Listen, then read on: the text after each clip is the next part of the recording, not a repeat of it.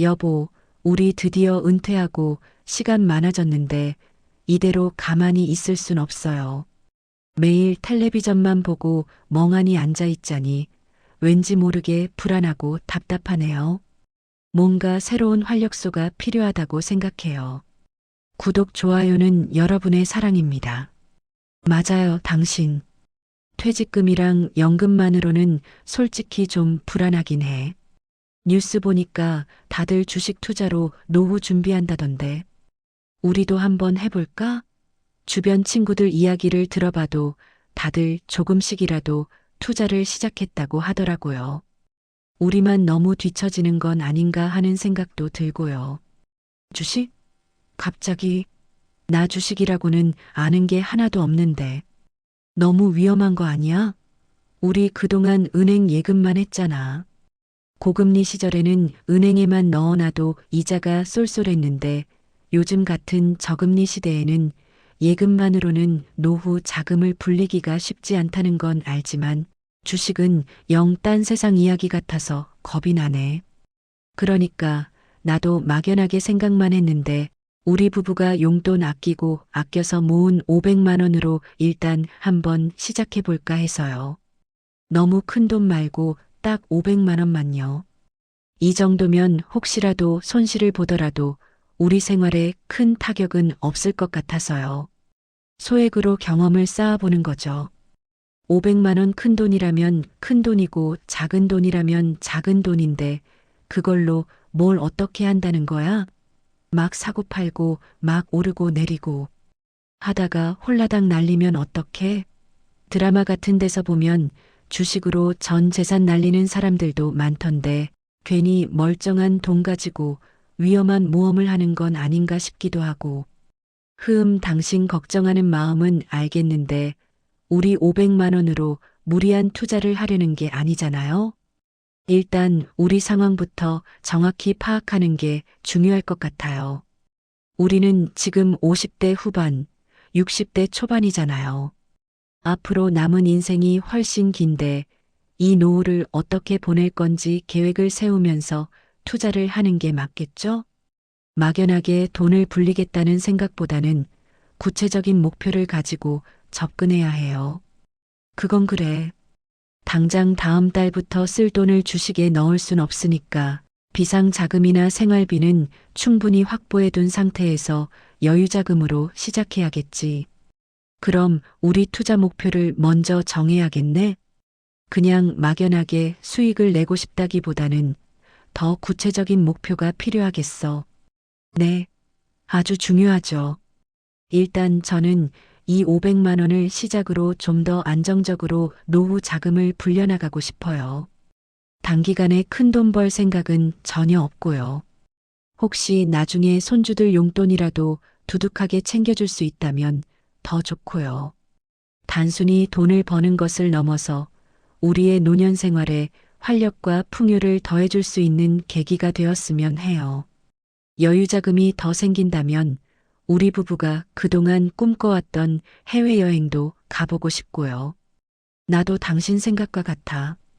단기적인 비상 자금 마련이나 자녀 학자금 같은 긴급한 자금이 필요한 상황은 아니니까 좀 길게 보고 안정적으로 운용할 수 있는 방법을 찾아봐야겠어. 근데 500만 원으로 뭘 어떻게 해야 안정적으로 투자할 수 있는 거지? 주식이라고 하면 왠지 모르게 하루에도 몇 번씩 주가가 오르내리는 모습만 상상이 돼서 불안감이 앞서는 건 어쩔 수 없네. 제가 좀 알아봤는데 우리 나이대에는 안정성이 가장 중요하대요. 막 유행하는 주식 따라가지 말고 원금 지키면서 꾸준히 수익을 내는데 집중해야 한대요. 하이 리스크, 하이 리턴은 우리한테는 해당 사항 없는 이야기고요. 젊었을 때야 과감한 투자를 시도해 볼 수도 있지만 이제는 노후 자금이 가장 소중한 만큼 안전하게 지키면서 불리는 게 최우선 목표가 되어야 할 것 같아요. 오, 하이 리스크, 하이 리턴. 그 말은 많이 들어봤어. 그러니까 우리한테는 위험한 건 피하고 안전하게 가야 한다는 거네. 그런데 주식인데 어떻게 안전하게 가지? 주식시장이라는 게 워낙 변동성이 크다고들 하는데 정말 안전한 투자가 가능하긴 한 거야? 그게 바로 분산 투자라는 방법이 있대요. 한 곳에 몰아서 투자하는 게 아니라 여러 가지에 나눠서 투자해서 혹시 모를 위험을 줄이는 거죠. 예를 들어 주식, 채권, 부동산, 예금 같은 다양한 자산에 투자하는 것을 말해요. 특정 자산의 가격이 하락해도 다른 자산들이 이를 상쇄해 줄 수 있도록 포트폴리오를 구성하는 것이죠. 마치 농부가 한 종류의 작물만 심는 것이 아니라 여러 종류의 작물을 심어 흉작의 위험을 줄이는 것과 비슷하다고 생각하시면 돼요. 알듯 말듯. 그럼 우리 500만 원을 가지고 주식, 채권, 부동산에 다 투자할 수 있다는 말이야? 500만 원으로는 한 가지 자산에 투자하기도 빠듯할 것 같은데 어떻게 여러 곳에 나눠서 투자를 할 수 있다는 거지? 비용이 더 많이 들거나 복잡해지는 건 아닐까? 그렇죠. 그래서 ETF라는 게 있대요. 상장 지수 펀드라고 하던데 이건 특정 주가 지수나 특정 섹터의 여러 주식들을 한 바구니에 담아놓은 상품이라고 생각하시면 돼요. 이걸 활용하면 소액으로도 여러 기업에 분산 투자하는 효과를 얻을 수 있대요. 혼자서 일일이 기업 분석하고 투자하는 것보다 훨씬 편리하고 안전하다고 해요. 예를 들어 삼성전자 주식을 한 주만 사도 몇백만 원이 들지만 코스피 지수를 추종하는 ETF를 사면 소액으로 삼성전자 포함 여러 대기업에 투자하는 효과를 누릴 수 있다는 거죠. 미국 주식시장 전체에 투자하고 싶으면 미국 주식 ETF를 사면 되고요. 정말 똑똑한 투자 방법인 것 같아요. ETF? 뭔가 그럴싸한데? 그럼 500만 원으로 미국 주식 ETF나 채권, ETF 같은 걸 살 수 있다는 건가? 이야, 세상 참 좋아졌네. 우리가 젊었을 때는 상상도 못할 투자 방식이네. 이렇게 간편하게 분산 투자가 가능하다니 우리 같은 초보 투자자들에게는 정말 좋은 소식인 것 같아. 맞아요. 그리고 우리처럼 노후 대비가 필요한 세대에게는 장기 투자가 필수라고 해요. 단기적인 시장 변동에 일희일비하지 않고 길게 보고 꾸준히 투자하는 거죠. 오늘 주가가 좀 떨어졌다고 해서 당장 팔아버리는 것이 아니라 몇 년, 아니 몇십 년을 내다보고 투자하는 거예요. 장기적으로 봤을 때 기업의 가치는 꾸준히 성장하고 경제는 발전하기 마련이니까요. 워런 버핏 같은 유명한 투자자들도 모두 장기 투자의 중요성을 강조했다고 해요. 우리에게는 충분한 시간이 있으니 조급해할 필요가 전혀 없다는 거죠. 그렇구나. 어차피 단기간에 큰 수익 낼 생각도 없으니 길게 보고 투자하는 게 우리한테 더 맞겠네. 그런데 장기 투자를 하더라도 구체적으로 어떤 비율로 투자를 해야 할지 잘 모르겠어. 막연하게 여러 곳에 나눠서 넣기만 하면 되는 건지 아니면 뭔가 정해진 공식 같은 게 있는 건지 궁금하네. 그래서 핵심 마이너스 위성 전략이라는 게 있대요. 우리 자산 중에서 안정적인 부분은 코어로, 좀 더 적극적인 투자는 위성으로 나누는 거죠. 우리 나이대에는 안정적인 코어 자산을 70%에서 90% 정도로 가져가고 위성 자산은 10%에서 30% 정도로 구성하는 게 좋대요. 예를 들어 코어 자산은 마치 우리 집의 튼튼한 기둥처럼 안정적인 수익을 꾸준히 내주는 역할을 하고 위성 자산은 가끔 특별한 재미를 주는 작은 장식품처럼 활용하는 거죠. 코어 자산을 든든하게 받쳐주면서 위성 자산으로 추가 수익을 노려보는 전략인 셈이에요. 오, 그런 방법이 있구나. 그럼 우리 500만 원 중에 한 400만 원 정도는 안정적인 코어 자산에 넣고 나머지 100만 원은 위성 자산으로 좀 더 적극적인 곳에 넣어 볼 수 있겠네. 예를 들면 어떤 것들이 코어 자산이고 위성 자산이 될까? 구체적인 상품 이름을 들으니 더 와닿을 것 같아. 코어 자산으로는 미국 주식 시장 전체에 투자하는 S&P 500 ETF나 나스닥 100 ETF 같은 것이나 안정적인 국채에 투자하는 채권 ETF 같은 게 좋고요. 위성 자산으로는 높은 배당금을 꾸준히 지급하는 기업들의 주식에 투자하는 배당 ETF나 특정 산업의 성장을 기대하고 투자하는 친환경 ETF 같은 것도 고려해 볼 수 있겠어요. 그리고 아예 이런 고민 없이 알아서 자산 배분을 해주는 자동 자산 배분 펀드, TDFTARGT 데이트 펀드라는 것도 있대요. 은퇴 시점에 맞춰서 자동으로 자산 배분 비율을 조절해 준다고 하니 우리 같은 초보 투자자들에게는 딱이겠죠?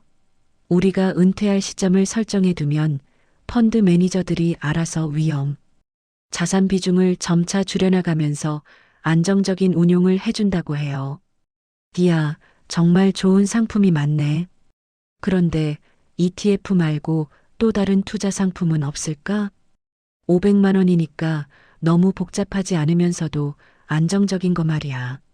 종류가 너무 많아서 선택하기 어렵지만 그래도 우리가 이해하고 관리할 수 있는 선에서 더 알아보고 싶네. 네, 물론이죠. 제가 좀 더 자세히 알아봤어요. ETF 외에도 우리에게 적합한 투자 상품들이 몇 가지 더 있어요. 우리처럼 안정적인 노후를 준비하는 분들께 특히 추천할 만한 것들이죠. 첫째는 ELS, 주가 연계 증권이라는 상품이에요.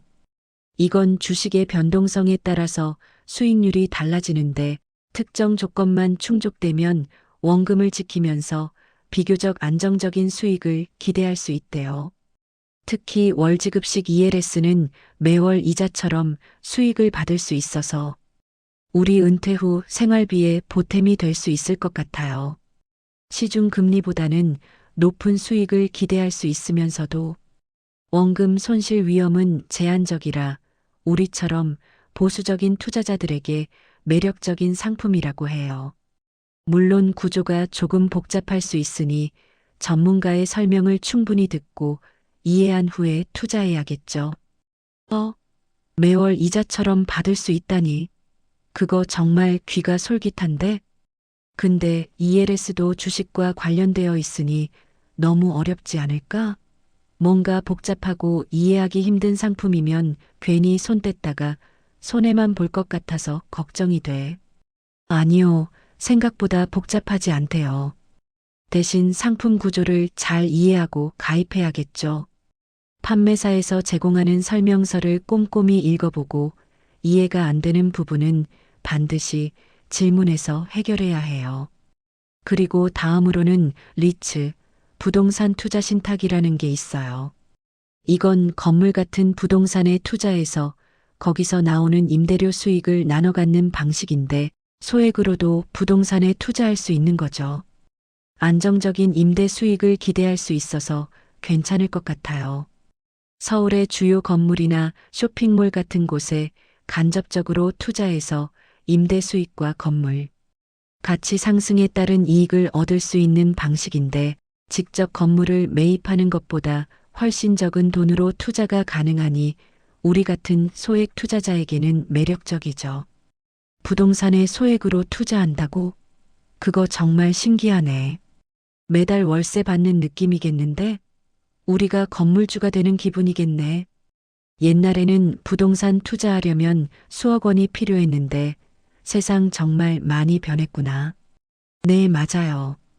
그리고 가장 전통적이고 안전한 투자처 중 하나인 채권도 우리 포트폴리오에 꼭 넣어야 해요. 미국 국채나 한국 국채 같은 것들이 비교적 안전하면서도 꾸준한 이자를 받을 수 있대요. 주식만 하는 것보다 채권을 함께 가지고 있으면 전체 투자 위험을 훨씬 낮출 수 있다고 해요. 주식 시장이 불안정할 때 채권 가격은 오히려 오르는 경향이 있어서 주식 투자에서 손실이 발생하더라도 채권에서 얻는 수익으로 어느 정도 만회할 수 있는 효과를 볼 수 있어요. 안전자산의 대표적인 예라고 할 수 있죠. 오, 채권. 그건 나도 어렴풋이 들어본 것 같아. 나라가 망하지 않는 이상 원금을 돌려받을 수 있다고 하던데 그럼 정말 안전한 거네? 우리 부부처럼 위험 회피 성향이 강한 사람들에게는 필수적으로 고려해야 할 자산이겠구나. 그럼요. 그리고 배당주도 고려해 볼 만해요. 이건 꾸준히 돈을 잘 버는 회사 주식을 사서 회사 이익의 일부를 배당금으로 받는 건데요. 물론 배당주도 주식이기 때문에 주가 변동이 있을 수 있지만 꾸준히 배당금을 받는 재미가 쏠쏠하다고 해요. 연말이나 분기마다 정기적으로 배당금을 받으면 마치 월급처럼 느껴질 수도 있어서 노후 생활에 큰 도움이 될 수 있겠죠. 특히 통신사나 금융주처럼 안정적인 기업들이 배당을 많이 주는 경우가 많다고 하니 이런 기업들을 눈여겨볼 필요가 있어요. 어머, 월급처럼 배당금을 받는다고? 그거 괜찮다. 우리 예금 이자보다는 훨씬 높겠지? 매달 들어오는 배당금으로 맛있는 외식도 하고 취미 생활도 즐길 수 있다면 정말 좋겠다. 아마 그럴 거예요. 하지만 배당주도 너무 한 종목에만 몰빵하지 말고 여러 종목에 분산해서 투자하는 게 중요해요. 혹시 모를 특정 기업의 위기에 대비하기 위해서죠. 마지막으로 금도 우리 자산에 조금 넣어두면 좋대요. 금은 변동성이 적고 주식 시장이 불안할 때 안전자산 역할을 해주거든요.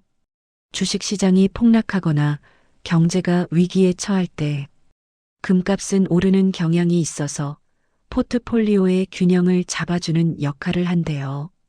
우리 포트폴리오에 일종의 보험 같은 역할을 해주는 거죠. 금이라 뭔가 든든하긴 하네. 우리 어릴 적에는 금 모으기 운동도 하고 그랬잖아. 정말 위기 상황에는 금이 최고라고 하던데 포트폴리오에 조금 포함해 두는 것도 현명한 선택이겠구나.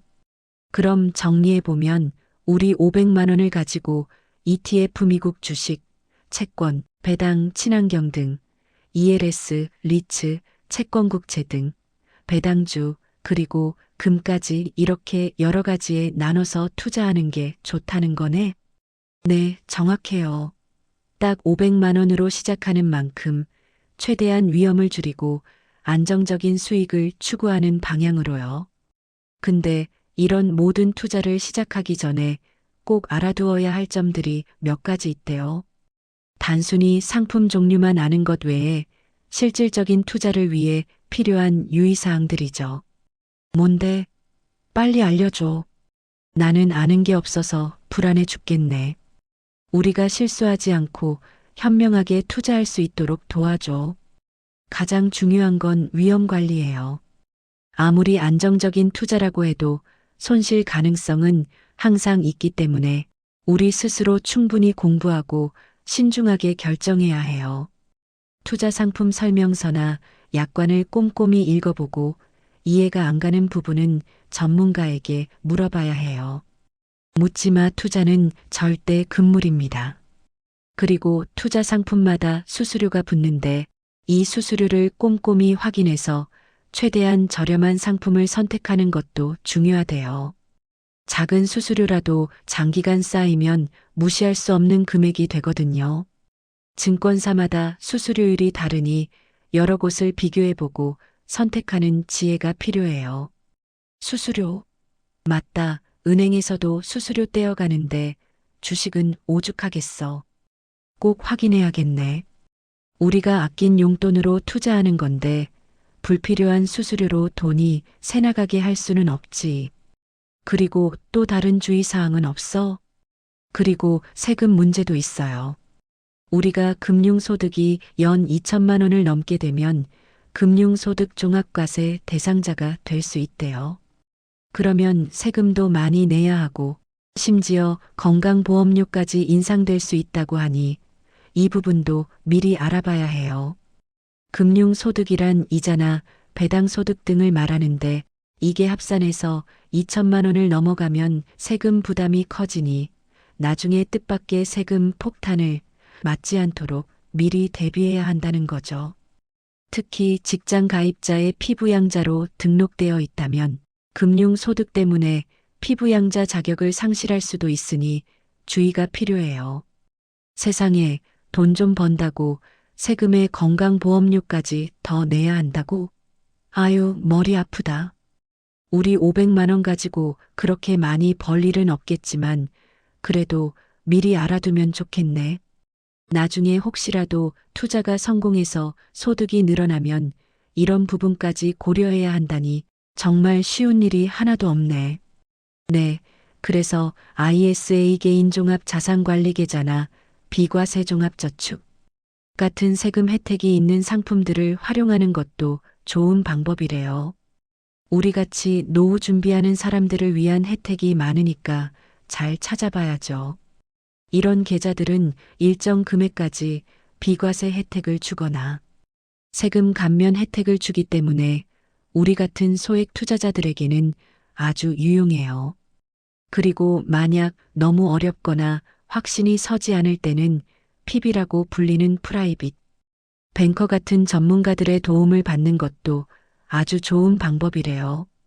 증권사의 PB들은 투자 상품 추천부터 세금, 자산 배분까지 종합적인 상담을 해줄 수 있으니 필요하다면 주저하지 말고 찾아가 보는 것도 좋아요. PB? 드라마에서나 보던 부자들이 이용하는 서비스 아니야? 우리처럼 500만 원 가지고 시작하는 사람도 PB의 도움을 받을 수 있을까? 괜히 가서 창피만 당하는 건 아닐까? 요즘은 소액으로도 상담받을 수 있는 곳들이 많대요. 그리고 가장 중요한 건 투자 습관을 들이는 거래요. 자산관리 앱이나 가계부 앱 같은 걸 사용해서 우리 지출이랑 투자 흐름을 꾸준히 기록하고 정리하는 거죠. 매일매일 우리의 자산이 어떻게 변동하고 있는지 확인하고 불필요한 지출은 없는지 점검하는 습관을 들이는 것이 장기적인 성공 투자의 밑거름이 될 거예요. 마치 건강 관리를 위해 매일 운동하고 식단을 기록하는 것과 마찬가지라고 생각하면 돼요. 이야, 생각보다 알아봐야 할 게 정말 많네. 그래도 당신이 이렇게 열심히 알아봐 주니 든든하다. 나 혼자였으면 엄두도 못 냈을 거야. 막연하게 어렵게만 느껴졌던 주식 투자가 당신 설명을 들으니 조금씩 윤곽이 잡히는 것 같아. 우리 부부가 함께 노후를 준비하는 건데 이 정도는 기본이죠. 너무 급하게 서두르지 말고 장기적인 관점에서 꾸준히 투자하는 게 중요하다고 하니까 우리 천천히 같이 공부하면서 시작해보죠. 주변 친구들 중에서도 성공적으로 노후를 준비하는 분들의 사례를 참고해 볼 수도 있고요. 500만 원이라는 시작 금액은 작지만 우리의 꾸준함과 현명한 선택이 더해진다면 충분히 만족할 만한 결과를 얻을 수 있을 거예요. 그래, 당신 말이 맞아. 500만 원으로 시작하는 거지만 우리의 행복한 노후를 위한 첫걸음이라고 생각하니 설레기도 하고 왠지 든든하기도 하네. 처음에는 불안했지만 당신 덕분에 자신감이 생겼어. 우리 한번 잘해봅시다. 우리 부부의 지혜와 인내심을 믿어봐야지. 네, 여보. 우리의 슬기로운 주식 투자 생활, 파이팅. 비록 시작은 작지만 꾸준함과 신중함으로 큰 결실을 맺을 수 있도록 함께 노력해요. 우리에게 새로운 활력소가 되어줄 거예요. 시청해주셔서 감사합니다. 구독, 좋아요는 여러분의 사랑입니다.